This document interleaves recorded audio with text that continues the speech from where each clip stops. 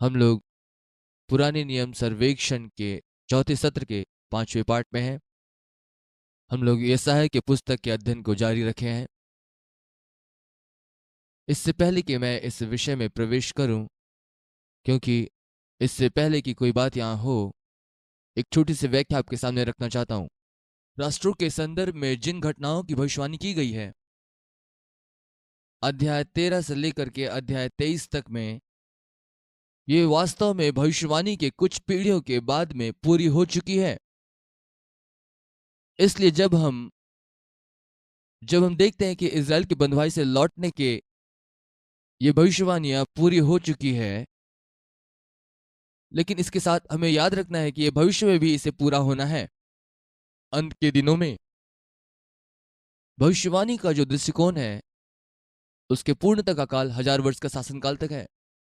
वो समय जब सारी बातें अपने स्थान पर सुव्यवस्थित होंगी, सुव्यवस्थित और महिमा में होगा। इसलिए उस राष्ट्र को संतावना और उत्साहित करते हुए भविष्य का दूरगामी भविष्य में भी होने वाली बातों को बताता है। इस वजह से वे थोड़ी समस्या में हैं इस विचार के साथ कि उसका पुनर्स्थापन कब होगा। अन्य शब्द में, उन सारी परिस्थितियों के बीच में बहुत सारे लोग थे और उस समय भविष्यवक्ता भविष्यवाणी करता है और भविष्य में कुछ बातें होने जा रही है जो आप में स्थिरता लेकर के आएगा, और ये बातें उन्हें उम्मीद देती है और मन में इस विचार के साथ कि इज़राइल अब पूर्णतः स्थिर होगा। लेकिन पवित्र आत्मा की प्रेरणा से भविष्यवक्ता भविष्य की बातों को बताया वर्तमान के परिप्रेक्ष्य में। सो ये वर्तमान में इसका आंशिक प्रकटीकरण हुआ और ये भविष्य में होने वाली पूर्ण घटना की भविष्यवाणी हुई। मान लीजिए ये निकट काल में आने वाली आपदा और उसके पुनर्स्थापन की भविष्यवाणी करता है। भविष्यवक्ता इन घटनाओं के परे भविष्य में आने वाली घटनाओं के विषय में भी देखता है और अंत के दिनों में आने वाली सत्ताओं या पुनर्स्थापन की जानकारी देता है। और जो सिद्धांत यहाँ पर दिया गया है, मैं अभी तक उतना बेहतर समझ नहीं पाया, लेकिन जो वर्षों से सिखाया जा रहा है, इस सिद्धांत को 2 चरण में पूरा होने वाला वचन कह सकते हैं। और बाइबल में जितनी भी भविष्यवाणी दी गई है, उन सारी भविष्यवाणी पर यह सिद्धांत लागू होती है। और सारे भविष्यवक्ता इसी तरीके का इस्तेमाल करते हैं। वे भविष्य में होने वाली बातों को बताते हैं, लेकिन वर्तमान की ज्योति में कि क्या कुछ भविष्य में होने जा रहा है। और इसलिए जैसे हम इस विषय में आगे बढ़ते जाएंगे, इस पुस्तक में हम इन भविष्यवाणियों को देखेंगे, इन राष्ट्रों के संदर्भ में, इन राष्ट्रों के ऊपर न्याय के संबंध में। इसके साथ ही साथ हम ये भी देखेंगे कि ये भविष्य में कैसा होगा और अंत के दिनों में क्या होगा। और हम लोग यहाँ से आरंभ करेंगे और सर्वप्रथम हम लोग देखेंगे, और इससे मुख्य रूप से अध्याय 13 से 23 तक ये समाहित होगा। हम यहाँ पर बेबीलोन राज से आरंभ करते हुए देखेंगे, जिसका जिक्र यहाँ पर किया गया है यशायाह 13 अध्याय 1 वचन से यशायाह 14 अध्याय 27 वचन तक। और मुझे क्या करना होगा कि मुझे थोड़ा जल्दी चलना होगा, क्योंकि आज बहुत सारी बातें हैं मेरे पास में और उन सारी बातों को पूरा करना है इस विशिष्ट भाग में। जो मूल रूप से इस वचन में कहा गया है वो यह है कि बेबीलोन साम्राज्य के बारे में भविष्यवाणी की गई है कि यह मादी और फारसी द्वारा नष्ट किया जाएगा। परंतु इस घटना में भविष्यवक्ता आने वाली घटना का चित्र बता रहा है कि किस प्रकार से ख्रिस्त विरोधी के साम्राज्य का विनाश होगा, और वो भी शैतान द्वारा प्रेरित साम्राज्य के द्वारा होगा। और इसके पश्चात में वहां इज़राइल का पुनर्स्थापन होगा। यहाँ अध्याय 14 में जहां बेबीलोन के संबंध में ये सारी बातें हो रही, उन्हीं के बीच में वो राज्य के बारे, ये एक अन्य राज्य या साम्राज्य जो वो देख पा रहा है कि ख्रिस्त विरोधी का साम्राज्य है। और यहाँ पर वह वचन 9, पाताल के नीचे अधलोक में तुझसे मिलने के लिए हलचल हो रही है। वो तेरे लिए मुर्दों को अर्थात पृथ्वी के सब सरदारों को जगाता है। वो जाति जाति के सब राजा को उसके सिंहासन पर उठाकर खड़ा करता है। वे सब तुझसे कहेंगे, क्या तू हमारे समान निर्बल हो गया है? क्या तू हमारे समान निर्बल हो गया है? क्या तू हमारे समान ही बन गया है? तेरा वैभव और तेरी सारंगियों का शब्द अधलोक में उतारा गया है। कीड़े तेरा बिछौना और केचुए तेरा ओढ़ना है। हे भोर के चमकने वाले तारे, तू कैसे आसमान से गिर पड़ा। तू जो जाति जाति को हरा देता था, अब तू कैसे कटकर भूमि पर गिराया गया। तू मन में कहता तो था कि मैं स्वर्ग में चढ़ूंगा, मैं अपना सिंहासन ईश्वर के तारागण से अधिक ऊंचा करूंगा और उत्तर दिशा की छोर पर सभा के पर्वत पर विराजमान होऊंगा। मैं मेघों से भी ऊंचे ऊंचे स्थान के ऊपर चढ़ूंगा, मैं परम प्रधान के तुल्य हो जाऊंगा। क्या आप जानते हैं, यहां पर यह जानने के लिए समय नहीं लगा कि क्या समस्या है। बड़ा मैं ये करूंगा, मैं ये करूंगा, मैं वो करूंगा, मैं ये करूंगा, वचन 15। परंतु तू अधोलोक में उस गड्ढे की तह तक उतारा जाएगा। और मैं चाहता हूं कि आप वचन 16 को ध्यान दिए, बहुत महत्वपूर्ण है। जो तुझे देखेंगे तुझको ताकते हुए तेरे विषय में सोच सोच कर कहेंगे, क्या ये वही पुरुष है जो पृथ्वी को चैन से नहीं रहने देता था, जो राज्य में घबराहट डाल देता था, जो जगत को जंगल बनाता था और उसके नगरों को ढा देता था और अपने बंदियों को घर जाने नहीं देता था। और इसी प्रकार से वो आगे जाता है और अंतिम परिणाम बताता है। मैं चाहता हूं कि आप देखें, जब जब भविष्यवक्ता यह कहता है कि जब आप शैतान को जैसा वो है वैसा ही देखते हैं, तब हम कई बार पल के झपका करके हम दोबारा पूछते हैं, क्या वास्तव में ऐसा है। और इन सभी बातों का यही एक कारण है जिसके वजह से सभी परेशानी, सभी अशांति, सभी दुख और सभी दर्द दुनिया में हो रहे हैं। भविष्यवक्ता क्या चाहता है कि हम देखें कि आपको और मुझे मसीह यीशु के द्वारा सारा अधिकार और सारा सामर्थ हमें दिया गया है उसके सारे कामों के ऊपर, और उसे नीचे किया गया है, यदि ऐसा हो सके कि आप उसे देख पाएं कि वो वास्तव में कैसा है, वो कह रहा है। तब हम अपने पल के झपकेंगे और देखेंगे और कहेंगे, ये वही है जिसकी वजह से मेरा जीवन हिला हुआ था। कहने का मतलब, कैसे मैंने इसको ऐसा करने दिया। और इसलिए परमेश्वर अपनी आत्मा के द्वारा वो आपको और मुझे उत्साहित करता है ताकि हम इस बात का एहसास करें कि हम कौन हैं और शैतान कौन है। और बहुत सारी दुखद बात है कहने के लिए, बहुत सारे मसीह कलीसिया जिस ऊंचाई पर यीशु है उस ऊंचाई तक वो शैतान की महिमा करते हैं। और ये दुखद बात है, ऐसे बहुत तेरे हैं जो शैतान को बहुत ध्यान देते हैं। कलीसिया के आरंभिक पहले सत्र में वह उससे ही बातें करने में समय बिताते हैं। आप कहते हैं कि वो बातें नहीं करते, वो तो डांटते हैं, लेकिन इसके साथ ही सारा ध्यान खींचता है।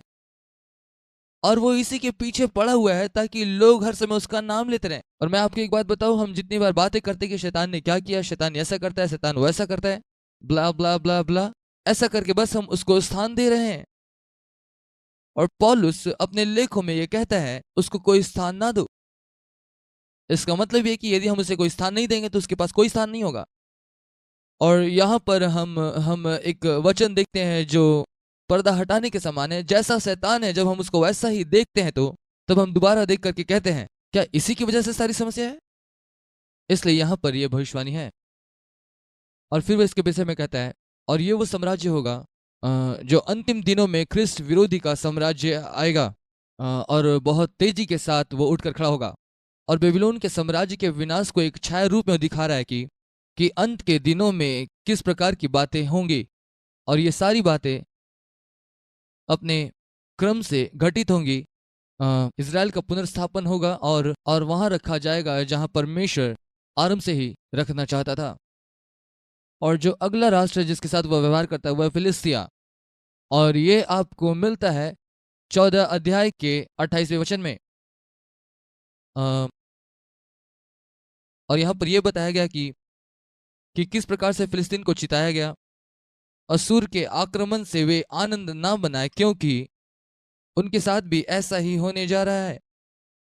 फिर वचन 32 में फिर से एक बार जो बातें होने जा रही उसके बीच में तुरंत ही आगे बढ़कर दूर भविष्य में जाता है। 32 वचन कहता है, तब जाति जाति के दूतों को क्या उत्तर दिया जाएगा, यह कि यहोवा ने सियोन की नींव डाली और उसकी प्रजा के 3 लोग उसके शरण लेंगे। इसलिए वह यहाँ चेतावनी देता है और दूर भविष्य में आगे जाता है। इसके बाद अध्याय 15 और 16 में वो मोआब राष्ट्र के बारे में कहता है। और असूर के द्वारा मोआब के विनाश के बारे में जो भविष्यवाणी की गई थी, उस भविष्यवाणी के 3 साल के बाद ही ये घटना घटित हुई। इसलिए यह एक ऐसी बात थी जो कि कभी कभार ही होती है, और इसमें हमें यहाँ तारीख दिया गया है कि कब यह घटना घटित होगी। और आइए 14 वचन में देखें, अध्याय 16 में।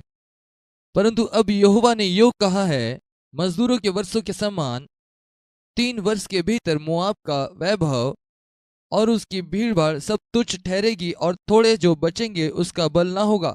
और यहाँ पर समय पहले से तय थी, लेकिन अब फिर से एक बार इसके बीच में 16वें अध्याय के 3 वचन को देखें, और फिर से एक बार ये कहता है, सम्मति करो, न्याय चुकाओ, दोपहरी में अपनी छाया को रात के समान करो, घर से निकाले हुए को छिपा रखो, उन्हें मत पकड़वाओ।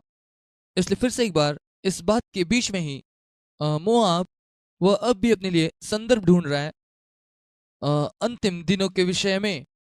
फिर 17वें अध्याय में दमिश्क या सीरिया, मैंने पहले कहा हम लोग जल्दी चलेंगे क्योंकि बहुत सी बातें को पूरा करना है। 17 अध्याय दमिश्क या सीरिया के बारे में बातें करता है, और यहां पर यह मुख्य तौर पर सीरिया से कह रहा है, आने वाले न्याय के विषय में चेतावनी दे रहा है। भविष्यवक्ता ने उसके मित्र राष्ट्रों के विषय में भी जिक्र किया, एप्रेम या 10 उत्तरी राज्य। और इज़राइल के लिए इज़राइल का यह स्वप्न है या फिर उम्मीद है कि अंतिम दिनों में उसका पुनर्स्थापन होगा।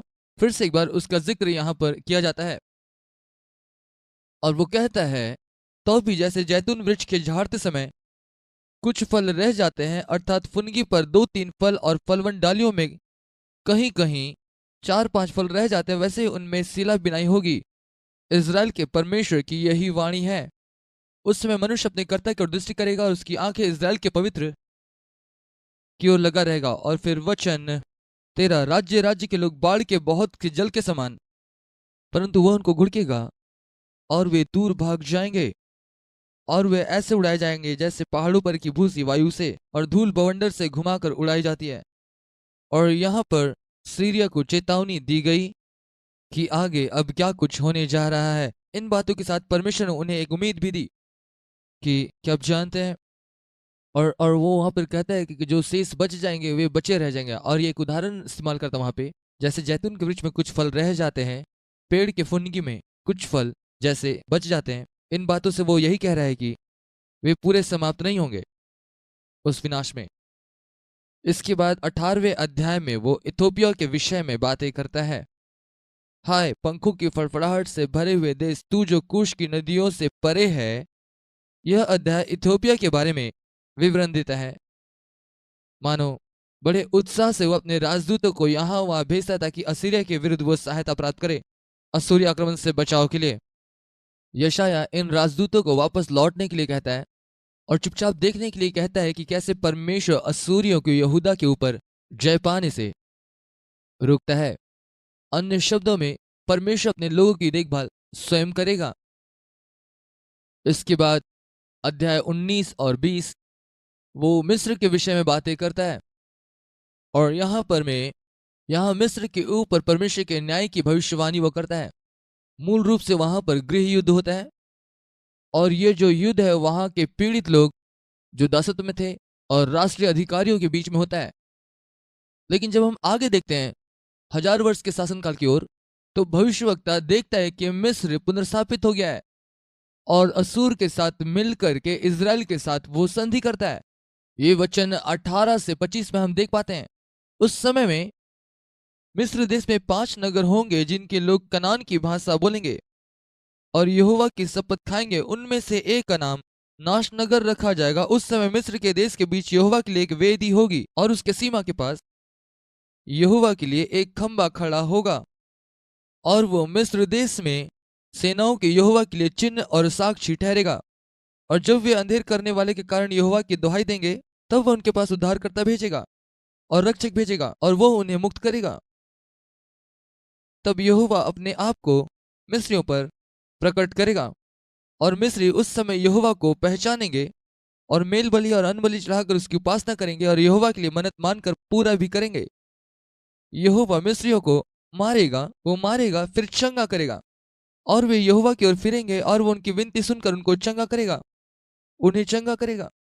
उस समय मिस्र से असूर जाने का एक राजमार्ग होगा, और असूरी मिस्र में आएंगे और मिस्री लोग असूर को जाएंगे और मिस्री असूरियों के संग आराधना करेंगे। उस समय इज़राइल, मिस्र और असूर तीनों मिलकर पृथ्वी के लिए आशीष का कारण होंगे पूरी पृथ्वी पर, क्योंकि सेनाओं के यहोवा उन तीनों को यह कहकर आशीष देगा, धन्य हो मेरी प्रजा मिस्र और असूर, और मेरा निज भाग इज़राइल। ठीक है, आप में से कितने लोग जानते हैं अब तक ऐसा नहीं हुआ है? और आप में से कितने लोग जानते हैं भौतिक तौर से ये अब तक संभव जान नहीं पड़ती कि ऐसा होगा, लेकिन इसके बावजूद भी यहाँ भविष्यवाणी है, बहुत वर्षों पहले यह किया गया। और फिर से एक बार हम देखते हैं, जिन दिनों में हम यहाँ रह रहे हैं, इज़राइल फिर से एक बार सुर्खियों में पाया जाता है। कुछ बातें जो अब होने जा रहा है इज़राइल में, बस आप तैयार हो जाएं, मुझे नहीं पता ये कहाँ होगा, लेकिन मैं यकीनन जानता हूँ कहीं ना कहीं तो ये बातें होंगी, क्योंकि वचन में ऐसा दिया गया है। जब हम हमारे इतिहास में देखते हैं, जब हम समाचार देखते हैं, इज़राइल इन दिनों में मुख्य समाचार में है और ये सुर्खियों में पाया जाता है, और हमें प्रार्थना करने की आवश्यकता है यरूशलेम की शांति के लिए। मुझे नहीं पता किस रीति से ये सारी बातें कार्य करेंगी, लेकिन फिर से एक बार, हर बार जब हम देखते हैं इज़राइल को कि वो अंतर्राष्ट्रीय जगत में केंद्र पर पाया जाता है और सबकी ध्यान उसकी ओर है, बाइबल में इसके विषय पहले ही दिया गया है, और हम जानते हैं जो बातें मुझको और आपको कही गई हम उसके बहुत नज़दीक हैं उस अंतिम दिनों के। कहा गया जब तुम इन बातों को होते हुए देखो तो ये तो अच्छा है जानना कि बातें हो रही है। फिर से एक बार वो पीछे जाता है बेबीलोन के साम्राज्य पर 21वें अध्याय के आरंभिक 10 वचनों में, और यहाँ समुद्र के पास के जंगल के विषय में बात करता है। अब यहाँ पर बेबीलोन से संबंधित एक अन्य भविष्यवाणी है, जो मादी फारसी के शासन से और बेबीलोन के पतन से संबंधित है, बेबीलोन के नाश के संबंध में। तब अगली बात जो कहना आरंभ करता है वो यशायाह 21वें अध्याय के 11वें वचन से, और वो एदोम के विषय है। एदोम या बाइबल में इसे दूमा के नाम से जाना गया है, और एदोम बहुत ज्यादा परेशान दिख रहा है भविष्य के विषय में जानकारी करने के लिए। उससे बहुत निराशाजनक उत्तर मिलता है, परंतु बहुत संतावना के साथ यहाँ पर देखिए दूमा के विषय भारी वचन, शरीर से कोई मुझे पुकार रहा है, हे पहरुए रात की क्या खबर है, हे पहरुए रात की क्या खबर है। पहरुए ने कहा भोर होती है और रात भी है, यदि तुम पूछना चाहते हो तो पूछो, फिर लौट कर आना। क्या क्या जवाब है? क्या यह बहुत ज्यादा यहाँ बहुत ज्यादा व्याख्या नहीं किया गया, सिर्फ तथ्य को ही बताया गया है कि भविष्यवक्ता उनके प्रति बहुत संवेदना रखता है। इसके बाद यरूशलेम अध्याय 22, और यह तो दर्शन की तराई कहलाती है। दर्शन की तराई के विषय भारी वचन, तुम्हें क्या हुआ कि तुम सब के सब छतों पर चढ़ गए हो, और इसलिए भविष्यवक्ता यरूशलेम के निवासियों के खिलाफ चेतावनी लाने के लिए राष्ट्र राष्ट्र के निषेध के कारण से रुक गया। और जिस बात ने उसका ध्यान आकर्षित किया, वहां पे वे लोग सुख विलास में और धन कमाने की बातों में लिप्त हो गए, और शत्रु द्वार पर ही खड़ा है, और इसलिए इन राष्ट्रों के ऊपर न्याय की भविष्यवाणी करने के लिए रुक गया, और फिर यरूशलेम से व्यवहार करता है और उनसे यह कहता है, वचन 4, इस कारण मैंने कहा मेरी ओर से मुंह फेर लो कि मैं बिलक बिलक कर रहा हूं, मेरे नगर के सत्यानाश होने के शोक से मुझे शांति देने का यत्न मत करो, क्योंकि सेनाओं के प्रभु यहोवा का ठहराया वह एक दिन होगा जब दर्शन की तराई में कोलाहल, रौंदा जाना और बेचैनी होगी। परंतु आगे वो ये कहता है कि तुम ऐसा दिखाते हो जैसा कुछ हुआ ही ना हो, और तुम्हें ध्यान देने की आवश्यकता है क्योंकि परमेश्वर कुछ कर रहा है। और 14 आयत में कहता है, सेनाओं की यहोवा ने मेरे कान में कहा और अपने मन की बात प्रकट की, निश्चय तुम लोग इस अधर्म का कुछ भी प्रायश्चित तुम्हारी मृत्यु तक ना हो सकेगा। परंतु दूसरा आयत एक तस्वीर प्रस्तुत करता है, हे कोलाहल और उधम से भरी प्रसन्न नगरी, तुझ में जो मारे गए हैं वे ना तो तलवार से और ना ही वे युद्ध में मारे गए हैं, परंतु वो यहाँ पर ये कह रहा है कि तुम ऐसे जी रहे हो कि कुछ हुआ ही नहीं और शत्रु यहाँ पर द्वार पर खड़े हैं। इसके बाद अध्याय 23 में वह सोर देश के विषय में कहता है,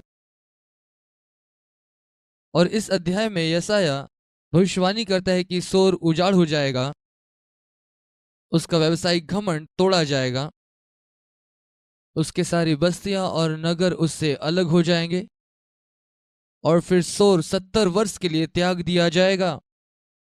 लेकिन इन सारी बातों के बीच में उनके लिए एक प्रतिज्ञा है उनके पुनर्स्थापन का, लेकिन उसने ये सारी चेतावनियां उनको दे दी। 15 वचन कहता है, उस समय एक राजा के दिनों के अनुसार 70 वर्ष तक सोर बिसरा हुआ रहेगा। सोर वैसा के समान गीत गाने लगेगी। और आगे ऐसा कहता है 17 वचन, 70 वर्ष बीतने पर परमेश्वर सोर की सुधि लेगा और वो फिर छिनाले की कमाई पर मन लगाकर धरती भर के सब राज्यों के संग छिनाला करेगी। उसके व्यापार की प्राप्ति और उसके छिनाले की कमाई यहोवा के लिए पवित्र की जाएगी। वो ना तो भंडार में रखी जाएगी ना संचय की जाएगी, यह उन्हीं के काम आएगी ताकि उन्हें भोजन और वस्त्र मिले। तब हम राष्ट्र से बदलकर संसार के न्याय की भविष्यवाणी को देखते हैं जो कि अंत के दिनों में इज़राइल के छुटकारे में होगा। ये तीसरा भाग है जो आपके आउटलाइन में दिया गया है। इसके बाद 24वां अध्याय मूल रूप से सामान्य न्याय की भविष्यवाणी करता है फिलिस्तीन के संदर्भ में और पृथ्वी के समस्त राष्ट्र और राजाओं के संदर्भ में, जो फिर से एक बार इज़राइल के पुनर्स्थापन के साथ होगा। 24वें अध्याय का 23वां वचन, तब चंद्रमा संकुचित हो जाएगा और सूर्य लज्जित होगा, क्योंकि सेनाओं का यहोवा सिय्योन पर्वत पर और यरूशलेम में अपनी प्रजा के पुरनियों के सामने प्रताप के साथ राज्य करेगा। इसलिए फिर से एक बार यदि आप यहां से पढ़ते जाएं, यहां अच्छी खबर नहीं है, यहां भी न्याय की बात की जा रही है, लेकिन इसके बाद में पुनर्स्थापन होगा। इसके बाद अध्याय 25 एक गीत है जो इज़राइल अपने पुनर्स्थापना के बाद गाएगा, और ये गीत होगा जो परमेश्वर के सामर्थ का बखान करेगा, जो शत्रुओं के शहरों को ध्वस्त करेगा और यरूशलेम के प्रति जो उसके विश्वास योग्यता को प्रकट करती है। और हे यहोवा, तू मेरा परमेश्वर है, मैं तुझको सराहूंगा, मैं तेरे नाम का धन्यवाद करूंगा, क्योंकि तूने आश्चर्य कर्म किए हैं, तूने प्राचीन काल से पूरे सच्चाई के साथ युक्तियां की है। तूने नगर को ढेर बना डाला और उस गढ़ वाले नगर को खंडहर कर डाला है। तूने परदेशियों की राजपुरी को ऐसा उजाड़ किया कि वह नगर ना रहा। इस कारण बलवंत राज्य के लोग तेरी महिमा करेंगे, भयंकर जातियों के नगरों में तेरा भय माना जाएगा, क्योंकि तू संकट में दीनों के लिए गढ़ और भयानक लोगों का झोंका दीवार पर बौछार के समान होता था। तब तू दरिद्रों के लिए उनकी शरण और तपन में छाया का स्थान हुआ। और वचन 6, सेनाओं को यहोवा इसी पर्वत पर सब देशों के लोगों के लिए भोज तैयार करेगा, जिसमें भांति भांति का चिकना भोजन और निथरा हुआ दाख मधु होगा, उत्तम से उत्तम चिकना भोजन और निथरा हुआ दाख मधु। यदि आप नहीं समझ पाए तो मैं आपको बता दूं कि इस भोज में आपको बेहतर मीट का हिस्सा मिलेगा। और अब जानते हैं वो मीट कितना पका हुआ होना चाहिए और कितना नरम होना चाहिए, और इस मांस के हिस्से में थोड़ा सा हड्डी हो तो और बेहतर। और इसी प्रकार का भोजन वहां परोसा जाएगा। मैं बस यहां पर अपनी बाइबल पढ़ रहा हूं। और इसके बाद 26वें अध्याय में इज़राइल अपने पुनर्स्थापना के बाद गीतों को गा रहा और गवाहियां दे रहा है। और ये इस प्रकार से आरंभ होता, उस समय यहूदा के देश में ये गीत गाया जाएगा, हमारा एक दृढ़ नगर है, उद्धार का काम देने के लिए वह हमारी शहर पनाह और गढ़ है। फाटकों को खोलो कि सच्चाई का पालन करने वाली एक धर्मी जाति प्रवेश करे। और यहाँ पर एक सामर्थी वचन है जिसको आप यूं ही नहीं छोड़ सकते। वचन 3, जिनका मन तुझ में धीरज धरे हुए है उसकी तू पूर्ण शांति के साथ रक्षा करता है, क्योंकि वो तुझ पर भरोसा रखता है। यहोवा पर सदा भरोसा रख, क्योंकि प्रभु यहोवा सनातन चट्टान है, सनातन चट्टान है। इसलिए यहां वो इस बात को बता रहा है कि कैसे हम उस शांति में कार्य कर सकते हैं। लेकिन कितने लोग जानते हैं कि मुझ पर और आप पर लागू होता है? वो हमें पूर्ण शांति में रखता है। और उन लोगों ने मुझे बताया, मैं कोई इब्रानी का कोई ज्ञाता नहीं, और उन्होंने मुझे बताया कि यदि हम इसके मूल लेख को हम लोग पढ़े, वहां पर लिखा है शांति शांति में रखेगा। जिसका मूल अर्थ यह होता है कि हम ना केवल बाहरी तौर पर शांति प्राप्त करेंगे, आंतरिक शांति भी पाएंगे। और ये किस प्रकार से होगा? आप अपने विचारों को, अपनी कल्पनाओं को और अपने मन को परमेश्वर पर लगाए रखेंगे। और ये बड़ी रोचक बात है, जब अपने जीवन में हम चलते हैं, हम कई बार कठिन समस्याओं में होते हैं, कई बार हम वो करने से चूक जाते हैं जो निर्देश हमें परमेश्वर के वचन में मिला है। और ये वास्तव में आसान है कि हम अपनी आंखों को उन समस्या क्यों लगाएं या उन परिस्थितियों को हम देखें। मैं निश्चित जानता हूं इस समूह के साथ ऐसा नहीं है। फिर से ये मसीहों के बीच में ये सामान्य है, जब कोई बात हमारे जीवन में होती है और उस दरमियान में हम उन चीजों की ओर ध्यान लगाते हैं बनस्पति की कि हम परमेश्वर की ओर देखें, और बाद में आश्चर्य करते हैं क्यों हम समस्या में पड़े। और परमेश्वर कहता है कि ये तुम्हारा चुनाव है, वचन ऐसा बताती है।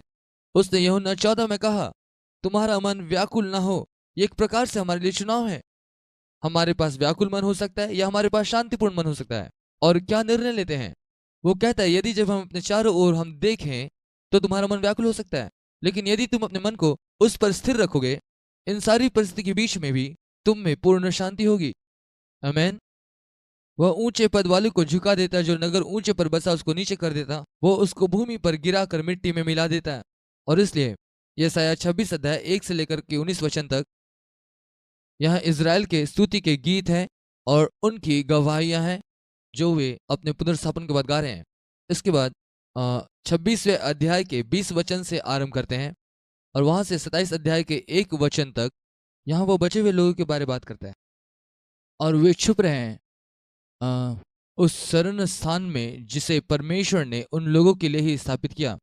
हे मेरे लोगों, आओ अपनी अपनी कोठरी में प्रवेश करके किवाड़ों को बंद करो थोड़ी देर तक, जब तक क्रोध शांत ना हो अपने आप को छिपा रखो। क्योंकि देखो, यहोवा पृथ्वी के निवासियों के अधर्म का दंड देने के लिए अपने स्थान से चला आता, और पृथ्वी अपना खून प्रकट करेगी और घात किए हुए को छिपाना रखेगी। उस समय यहोवा यहोवा अपनी कड़ी बड़ी और दृढ़ तलवार से लिब्यातान नामक वेग और टेढ़े चलने वाले सर्प को दंड देगा, और जो अजगर समुद्र में रहता है उसको भी घात करेगा। उस समय एक सुंदर दाग की बारी होगी। वो यहाँ पर मैं कह रहा है कि सारी भयावह और खतरनाक बातें होने के पश्चात कुछ बचे हुए लोग छूट जाएंगे। फिर 27वें अध्याय के 2 से 6 वचन तक में वो कहता है कि परमेश्वर की सच्ची दाग की बारी किसी भी प्रकार के विदेशी आक्रमण से वे बचाई जाएगी। और फिर से एक बार, ये वे लोग हैं जो कि अपना हृदय परमेश्वर की ओर लगा रखे हैं और उसके दृष्टि में पवित्र बने हुए हैं। इसके बाद 27वें अध्याय के 7 से 11 वचन तक में यहाँ पर मैं वो इज़राइल को सुधारने के विषय में बातें कर रहा है। और ये सुधार की सजा अन्य राष्ट्रों की तुलना में बहुत ही हल्का है। अन्य शब्दों में शायद वे सोच रहे थे कि ये बहुत ही भयावह है, परंतु अन्य राष्ट्रों की तुलना में बहुत ही हल्का था।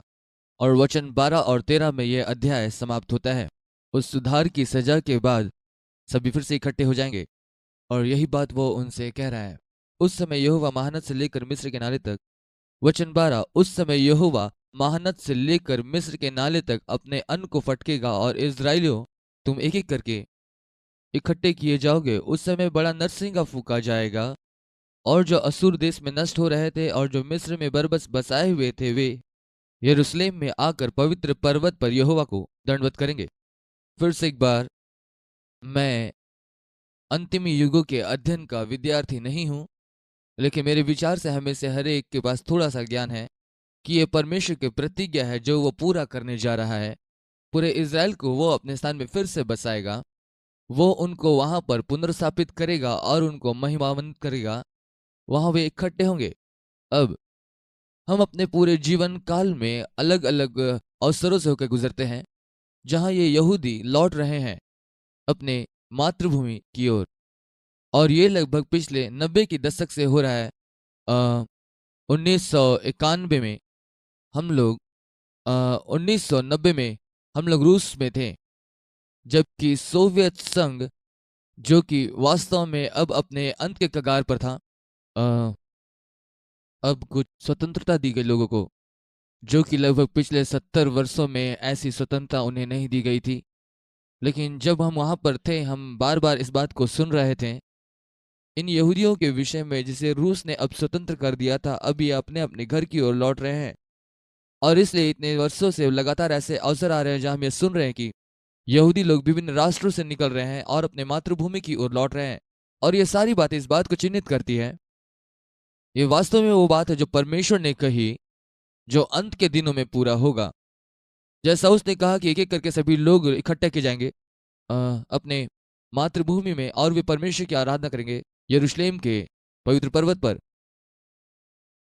फिर 28वें अध्याय से 45वें अध्याय तक हम परमेश्वर को भविष्यवक्ता के बदले हुए स्वर से देखना आरंभ करते हैं।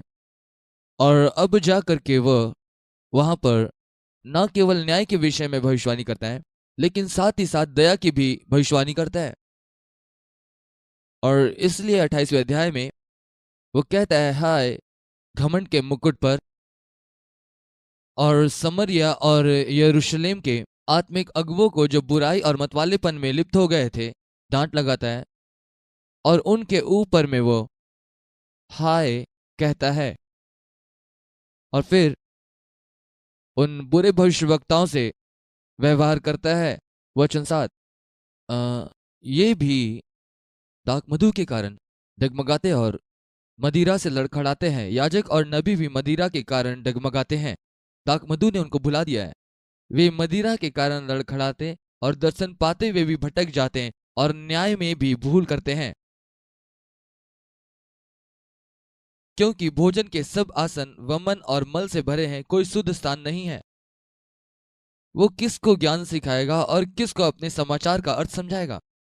क्या उनको जो दूध छुड़ाए हुए और स्तन से अलगाए हुए हैं? क्योंकि आज्ञा पर आज्ञा, आज्ञा पर आज्ञा, नियम पर नियम, नियम पर नियम, थोड़ा यहाँ थोड़ा वहां। और तब अगला वचन, वो तो इन लोगों से परदेसी होठों और विदेशी भाषा वालों के द्वारा बातें करेगा, जिसने उनसे कहा विश्राम इसी से मिलेगा, इसी के द्वारा थके हुए को विश्राम दो। ये तरोताजा करने वाला है, परंतु उन्होंने सुनना ना चाहा। इसलिए यहोवा का वचन उनके पास आज्ञा पर आज्ञा, आज्ञा पर आज्ञा, नियम पर नियम, नियम पर नियम, थोड़ा यहाँ थोड़ा वहां, जिससे वे ठोकर खाकर चित गिरे और घायल हो जाएं और फंदे में फंसकर पकड़े जाएं। यह वो उनसे कह रहा है जिसे बेहतर रीति से जानना चाहिए था। परमेश्वर से व्यवहार करता है, इसके बाद भी वे दूसरी दिशा की ओर चले गए। और वो कहता है कि बहुत अलग अलग तरीके से उसने उनसे बातें की, लेकिन इसके बावजूद भी उन्होंने इनकार किया, इसलिए वो उनके ऊपर हाय कहता है। फिर 29वें अध्याय में वो पहले 14 आयत में वो कहता है, वो यरूशलेम के लिए हाय कहता है। और फिर से एक बार आप स्वयं अनुमान लगाइए क्यों वो ऐसा कहता है, क्योंकि वे आराधना की गंभीरता को बहुत ही गैर जिम्मेदाराना तरीके से करते हैं। और वो उनसे कहता है कि तुमने अपने बलिदान की हत्या कर दी। और फिर से एक बार वो कहता है, तब तब वो पुस्तक 12 वचन, तो वही पुस्तक अनपढ़ को यह कर दी जाए, इसे पढ़ और कहे मैं तो अनपढ़ हूं। और इसीलिए वो अगले 14 आयत में वो इसी बात को वो उनसे कहता है, तुम सिर्फ एक धार्मिक विधि से गए, परंतु तुम अपनी आराधना में गंभीर नहीं हो। तुम सिर्फ एक सिर्फ विधि पूरा कर रहे हो, लेकिन वहां कुछ भी नहीं है कि वो मेरे लिए सही है। फिर वचन 15 से लेकर 24 तक वो उनसे कहता है, हाय उन पर जो अपनी युक्ति को छिपाने का यत्न करते हैं और ये सोचता है कि परमेश्वर नहीं जानता कि क्या हो रहा है। हाय उन पर जो अपनी युक्ति को यहोवा से छिपाने का बड़ा यत्न करते हैं और अपने काम अंधेरे में करके कहता है कि हमको कौन देखता है, हमको कौन जानता है। मूल रूप से वो यह कह रहा है कि तुम छिपा नहीं सकते, मैं जानता हूं तुम क्या कर रहे हो। लेकिन यह आश्चर्यजनक है, आज जिस काल में हम रह रहे हैं, बहुत सारे मसीह लोग ये सोचते हैं कि वो कुछ भी करें और परमेश्वर उसके विषय नहीं जानेगा।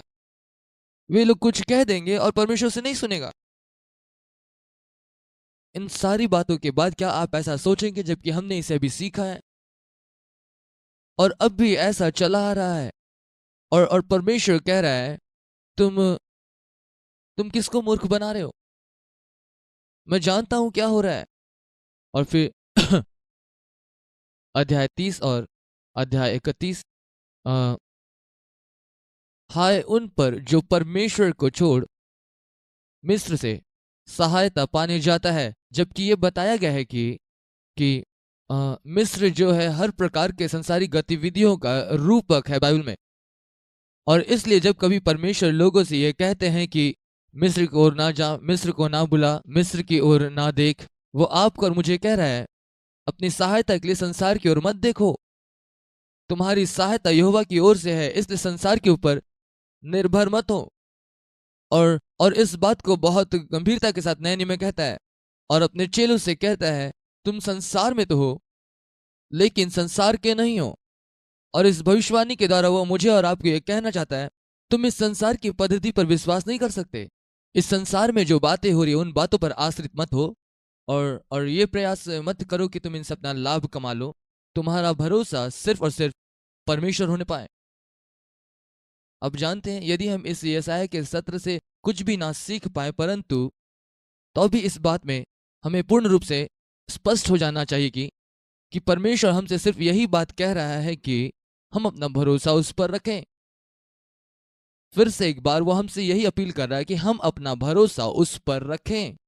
और निश्चय ही और ऐसा उसके आत्मसम्मान की वजह से नहीं है कि हम अपना भरोसा, वरन इसलिए क्योंकि वो जानता है कि बेहतर क्या है हमारे लिए। और जो कुछ भी वो हमें करने को कहता है वो हमारे लाभ के लिए है। और और ये कोई ऐसी बात नहीं है कि वो परमेश्वर को बदलेगा, ये परमेश्वर के लाभ के लिए नहीं है। तो वो क्यों ऐसा करता है? क्योंकि वो हमसे प्रेम करता है। और आप जानते हैं, हमने इस बात को सीखा कि सच्चा प्रेम तब है जब हम देते हैं। और यही बात परमेश्वर कर रहा है, वो दे रहा है ये प्रेम। और जो कुछ वो कर रहा है वो सिर्फ प्रेम की वजह से कर रहा है। अब आप में से वे लोग जो अभिभावक हैं, हम इस बात को समझ सकते हैं बेहतर कि परमेश्वर के हृदय में क्या है। आप में से कितनों के पास बच्चे हैं और आप उनसे व्यवहार करते हैं और जानते हैं कि उनके लिए क्या बेहतर है। और हर वो अच्छा प्रयास करते हैं कि उनके जीवन में अच्छी बातों को हम डालें। और जब हम देखते हैं कि वे वैसा नहीं करते जो हमने उसे करने को कहा, इस बात को जानते हुए कि उसका परिणाम क्या होगा, और बाद में पीछे खड़े होकर के कहते हैं कि मैंने पहले ही बताया था। और उस समय में ऐसा लगता था मानो इसका कोई मतलब नहीं है। और आपको पता है, मेरा बेटा शायद ऐसा 100 बार किया होगा या फिर उससे भी ज्यादा। वो मेरे पास आता और कहता है, पिताजी जैसे जैसे मैं बढ़ रहा हूं आप स्मार्ट होते जा रहे हैं। मूल रूप से वो ये कह रहा है कि जैसे जैसे वो बढ़ रहा है वो इस बात को महसूस कर रहा है कि जो बातें उसके अंदर में डाली जा रही है वो पूर्णतः सही और वास्तविक है। लेकिन उस समय वो उसे नहीं कहा, परंतु जब वो परिपक्व होने लगा वो उन चीजों को देखने लगा और इसके बाद वो इस प्रकार का वक्तव्य कहने लगा हास्य रूप से। और परमेश्वर भी चाहता है कि हम इन चीजों को देख पाएं। और इन सारी विभिन्न घटनाओं में जो यहां पर दर्ज की गई है, मुख्य और अंतिम बात यह है कि वो आपसे और मुझसे कहता है, केवल मुझ पर भरोसा रखो और केवल मुझ पर भरोसा रखो और इस संसार की सम्मति की अपेक्षा ना करो। जरा भी ऐसा प्रयास ना करो कि संसारिक पद्धति के अनुसार चलो। क्या आप ये समझ रहे हैं? मैं इस बात को कह रहा हूं कि यह सरल नहीं है, क्योंकि हम लोग इस संसार के मध्य में रह रहे हैं और ये काफी कठिन है उसको तोड़ करके बाहर निकलना, उस चक्र से बाहर निकलना, कि चीजों को हम संसार की रीति से ना करें लेकिन परमेश्वर पे भरोसा रखते हुए उसके अनुसार चलें। और इसलिए वो कहता है, मेरे पास और संसार से अलग हो जाओ। वो चाहता है कि हम पृथ्वी पर इस संसार के सारे लोगों से एकदम भिन्न दिखें। स्टॉक मार्केट का उतार चढ़ाव हमारे जीवन को प्रभावित ना करने पाए। कौन सी पार्टी सत्ता में और कौन सी नहीं है, ये हमारे जीवन को प्रभावित ना करने पाए। इनमें से किसी बात का प्रभाव हमारे जीवन पर नहीं पड़ना चाहिए। और फिर से एक बार हम, और कई बार जब हम देखते हैं और इजराइल के बारे में हम पढ़ते हैं तो ये कितने शांत है और सांस ले रहे हैं। परमेश्वर उनके लिए इतना कुछ करे, इसके बावजूद भी वे परमेश्वर को पीठ दिखाकर जा रहे हैं। अब हमें लौट कर अपने आप को देखना है कि आज हम क्या कर रहे हैं और आज हम कितने निर्भर हो गए इस संसारिक पद्धति की ओर और उस पर निर्भर हो गए परमेश्वर पर भरोसा रखना छोड़ करके। खैर कुछ भी हो, वह यहाँ पर उन्हें चेतावनी देता है, हाय उन पर जो मिस्र को जाते हैं सहायता पाने के लिए और परमेश्वर पर भरोसा नहीं करते हैं। और फिर 32वें अध्याय में, और इस अध्याय में बहुत सारी अच्छी बातें हैं जिसको अभी तक हमने नहीं छुआ, परंतु 32वें अध्याय में इस भाग में भविष्यवक्ता 1000 वर्ष के शासनकाल के विषय में परिचय देता है, जहां पर संपूर्णतः न्याय स्थापित किया जाएगा और ये काम मसीहा करेगा। फिर से एक बार हम लोग यहां पर देखेंगे पहला वचन, देखो एक राजा धर्म से राज्य करेगा और राजकुमार न्याय से हुकूमत करेंगे। और वो आगे बढ़ता और कहता है कि एक धर्मी राजा क्या है, जो कि यीशु मसीह को प्रदर्शित करता है कि वो सामर्थ में है। 33वां अध्याय, हाय असीरिया के लिए, परमेश्वर के लोगों से गलत व्यवहार करने के लिए। 34वां अध्याय, हाय ईदोम के लिए, इज़राइल का विरोधी और ये शत्रु का रूपक है अंत के दिनों में। फिर 35वां अध्याय, इज़राइल का महिमामय पुनर्स्थापन उस पवित्र भूमि में। आइए से हम देखें 35 अध्याय, जंगल और निर्जल देश प्रफुल्लित होंगे और आनंद के साथ जय जयकार करेगी, मरुभूमि मगन होकर केसर के समान फूलेगी। अब और बहुत से लोग इसके बारे में बात करते हैं और उन्हें ऐसा लगता है कि तुरंत पूरा होने वाली भविष्यवाणी है। जैसे ही इज़राइल बसेगा, पुनर्स्थापित होगा, मरुभूमि हरियाली में बदल जाएगा। निश्चित रूप से ये आंशिक रूप से पूरा होगा, लेकिन वास्तव में वो कह रहा है कि यह भविष्यवाणी अंतिम दिनों में परिपूर्ण होगी, जब 1000 वर्ष का शासनकाल होगा और उस समय इस वचन का संपूर्णता प्रकट होगा। वो अत्यंत प्रफुल्लित होगी और आनंद के साथ जय जयकार करेगी। उसकी शोभा लबानोन की सी होगी और वो करमेल और शारोन के तुल्य तेजोमय हो जाएगी। वे यहोवा की शोभा और हमारे परमेश्वर का तेज देखेंगे। ढीले हाथों को दृढ़ करो और थरथराते हुए घुटनों को स्थिर करो। घबराने वाले से कहो हिया बांधो, मत डरो, देखो तुम्हारा परमेश्वर बदला लेने के लिए और प्रतिफल देने को आ रहा है। हाँ, परमेश्वर आकर तुम्हारा उद्धार करेगा। तब अंधों की आंखें खोली जाएगी और बहरों के कान भी खोले जाएंगे। तब लंगड़ा हिरन की सी चौकड़ियां भरेगा और गूंगे अपने जीभ से जय जयकार करेंगे, क्योंकि जंगल में जल के सोते और मरुभूमि में नदी बहने लगेगी। मृग तृष्णा ताल बन जाएगी और सूखी भूमि में सोते फूटेंगे, और जिस स्थान में सियार बैठा करते थे उसमें घास और नरकट और सरकंडे होंगे। और वो सड़क अर्थात राजमार्ग होगा, उसका नाम पवित्र मार्ग होगा। कोई अशुद्ध जन उस पर चलने ना पाएगा, वह तो उन्हीं के लिए रहेगा। और उस मार्ग पर जो चलते हैं वे चाहे मूर्ख भी हो तो भी कहीं नहीं भटकेंगे। वहां से ना होगा और कोई हिंसक जंतु उस पर ना चढ़ेगा, परंतु छुड़ाए हुए नित उस पर चला करेंगे। यहोवा के छुड़ाए हुए लोग लौटकर जय जयकार करते हुए सियोन में आएंगे और उनके सिर पर सदा का आनंद होगा। वे हर्ष और आनंद पाएंगे और शोक और लंबी सांस का लेना जाता रहेगा। और यह उन बातों की भविष्यवाणी है जो अंत के दिनों में होने जा रहा है। 1000 वर्ष के शासन में यहोवा के छुड़ाए हुए लोग लौट करके आएंगे और सियोन में जय जयकार करते हुए आएंगे और सदा काल का आनंद उनके सर पर होगा। फिर वो फिर से आरंभ करता है यहूदा के ऊपर आक्रमण और उसके छुटकारे की बात को।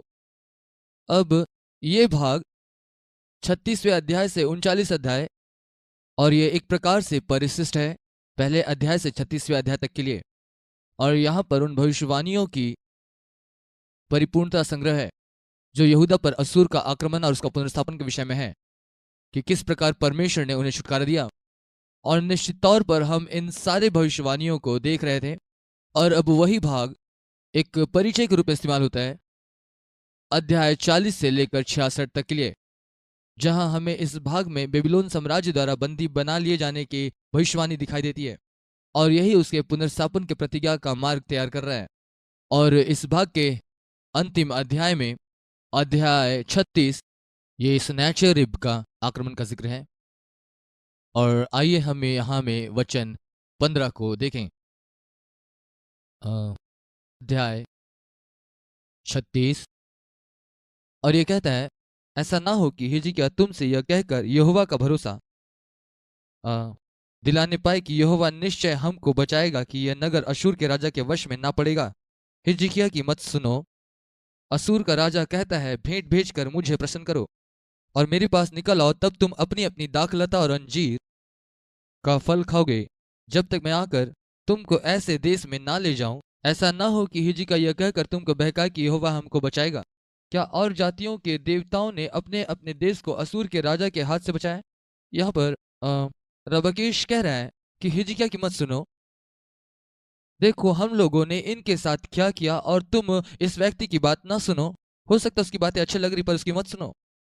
इसलिए आगे हम लोग देखेंगे 37 अध्याय में और उसके 14 आयत, वो यह खत देता है।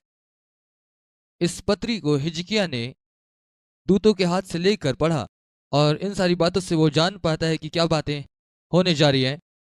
और वो सुनता है कि वे कह रहे हैं कि हिजकिय्याह की मत सुनो। जो वो कह रहा है कि परमेश्वर तुम्हें छुड़ाएगा, ऐसा कुछ भी नहीं होगा। और हिजकिय्याह को वो पत्र मिलता है, वो उसे पढ़ता है।